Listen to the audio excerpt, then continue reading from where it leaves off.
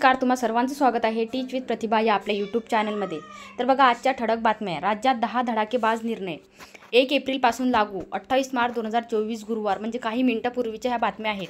ह्या बातम्या जाणून घेण्या अगोदर चॅनलवर नवीन असणार त्यांनी चॅनलला सबस्क्राईब करा, बेल आयकन दाबायला विसरू नका, जेणेकरून आपण जे नवीन रोजच्या ठळक बातम्या टाकणार आहोत त्याचे नोटिफिकेशन तुम्हाला येणार आहे। चला तर बघूया आजच्या 10 धडाकेबाज निर्णय। तर बघा पहिला निर्णय आहे, राज्य शासकीय सेवेत कार्यरत असलेल्या कर्मचाऱ्यांसाठी एक मोठी अपडेट समोर येत आहे।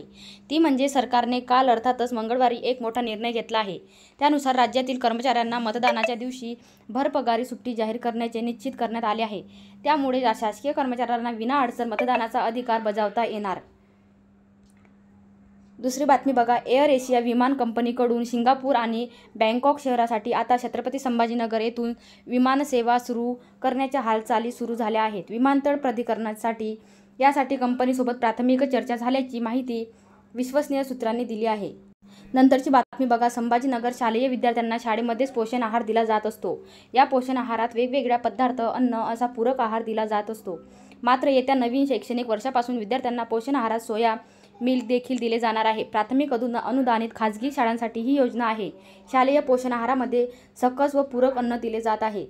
वंचित बहुजन आघाडीची महाविकास आघाडीसोबतची बोलणी फिसकटल्याने प्रकाश आंबेडकरांनी जाहीर केले होते। तसेच वंचित आणि ठाकरे गटाची युती देखील तुटल्याचे आंबेडकर यांनी म्हटले होते। आता धक्का तंत्रज्ञानाचा वापर करत प्रकाश आंबेडकर यांनी वंचिताचा पहिला उमेदवार जाहीर केला आहे। बुलढाणा लोकसभा मतदारसंघातून जुने जाणते नेते वसंत मगर यांना उमेदवारी दिली होळी धुळवडीच्या नावाखाली वाहतुकीच्या नियमांना तिलांजली देत वाहन चालविणाऱ्या 8,319 चालकांवर ठाणे शहर वाहतूक शाखेने कारवाईचा बडगा उगारला आहे। मद्यप्राशन करून वाहन चालविणारे, भन्नाट वेग, विना हेल्मेट, ट्रिपल सीट आणि रिक्षांमध्ये फ्रंट सीट प्रवासी येणाऱ्या चालकांवर 22 ते 25 मार्च या 4 दिवसात कारवाई केल्याची माहिती वाहतूक शाखेने बुधवारी दिली। भारताला विकसित देश बनवण्यात निर्यात क्षेत्र आणि विशेषतः लॉजिस्टिक क्षेत्राचे योगदान महत्त्वाचे आहे। भारताला $5 ट्रिलियन अर्थव्यवस्था बनविण्याचे उद्दिष्ट साध्य करण्यासाठी देशात जागतिक दर्जाचे लॉजिस्टिक दुवे असणे गरजेचे आहे, असे प्रतिपादन राज्यपाल रमेश बैस यांनी आज केले। तर बघा ह्या होत्या आजच्या ठळक बातम्या।